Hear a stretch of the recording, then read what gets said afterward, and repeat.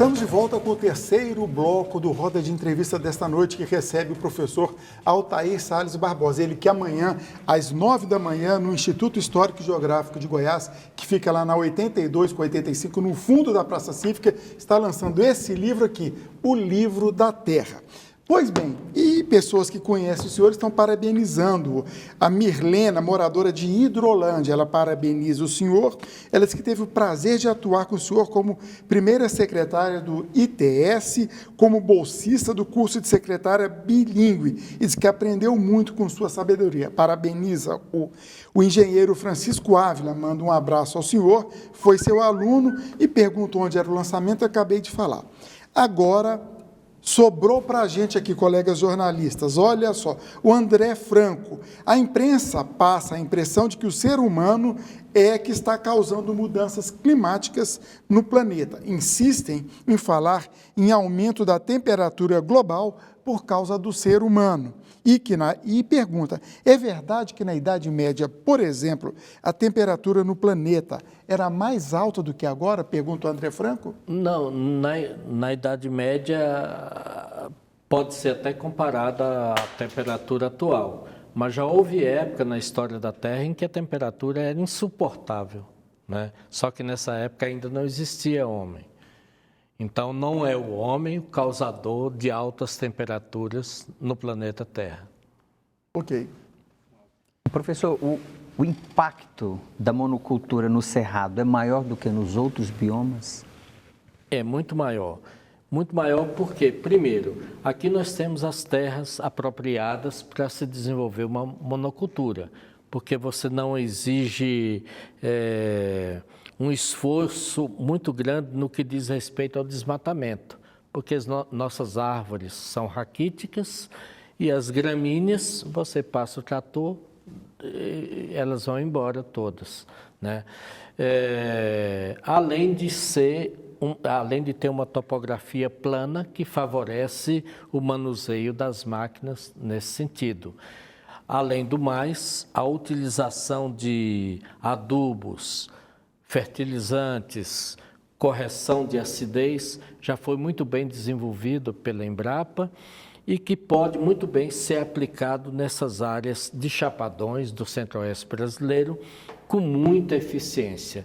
Então, aqui, aonde existe um chapadão ou um interflúvio, todas as áreas já foram ocupadas. Então, nesse sentido, o impacto é muito maior. Nas outras áreas é muito mais difícil em função da geomorfologia, da topografia, né? Em função do clima. Aqui nós temos um clima que você controla, sabe muito bem como funciona.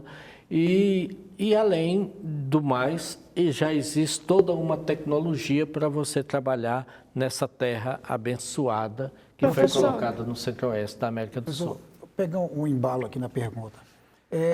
Quando o Cerrado houve uma época que ele era uma terra desvalorizada, se falava muito em cultura de bacuri e para se vender fazenda falava que a terra era terra de bacuri. De cultura.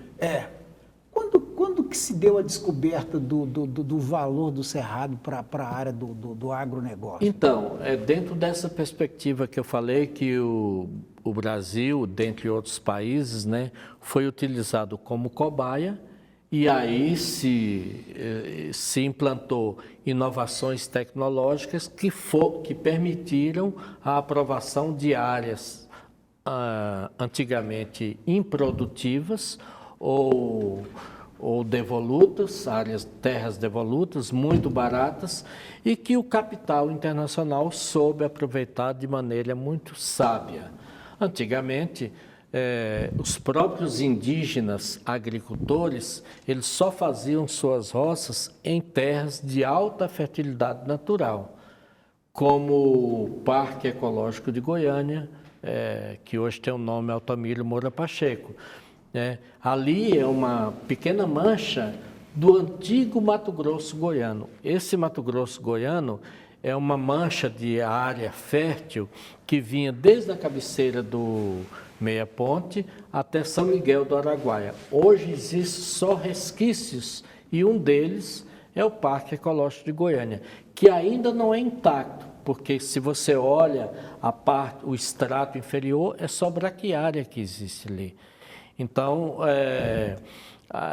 na terra de cultura é mais fácil você cultivar, porque você precisa de menos de insumos. Professor. Enquanto que na parte de cerrado, estrito senso, você precisa de mais insumos. Ainda nessa seara, a gente tem a influência dos agrotóxicos, que nós vivemos agora num cenário que o governo registrou mais de 250 novos produtos.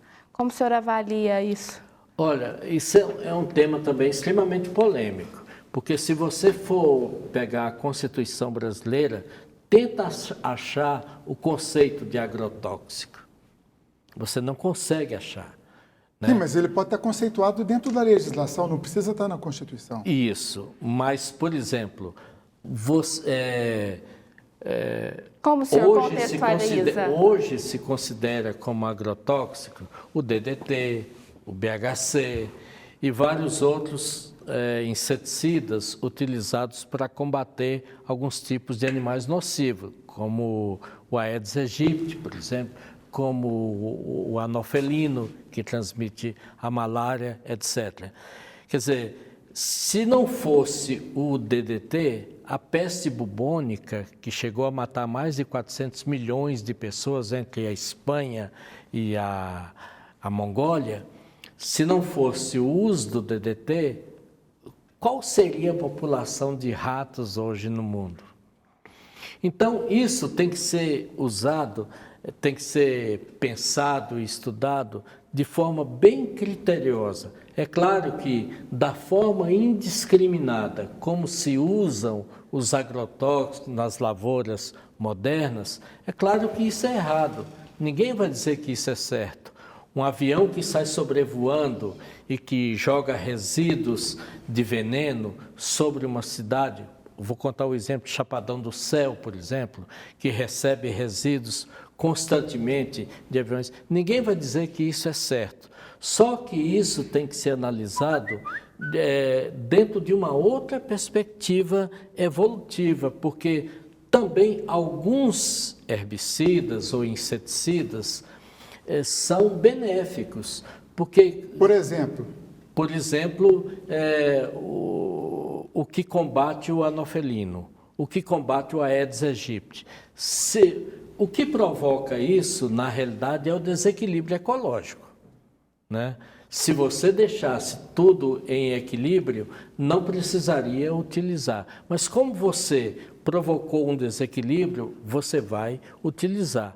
Então, como nós chegamos a um nível que nós não queríamos que chegássemos, inevitavelmente, ou você usa, ou você vai pegar um tipo de doença que você não gostaria de pegar. Então, é uma coisa contraditória. Ao mesmo tempo que ela é benéfica, ela é maléfica também. Então, é a questão de planejamento.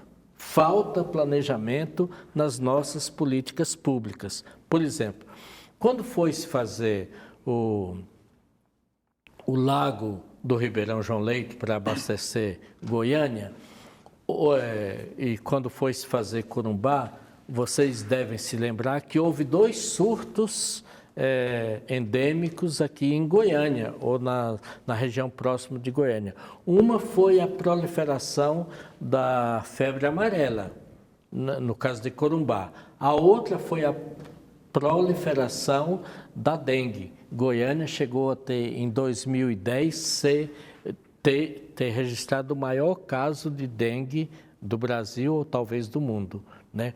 O que provocou isso? O que provocou foi porque o mosquito Aedes aegypti tem seu predador natural. Quando você destruiu todo aquele ambiente no qual o predador natural vivia, né, o mosquito sentiu-se à vontade. E você teve que contratar operários para ir trabalhar naquelas grandes obras da represa.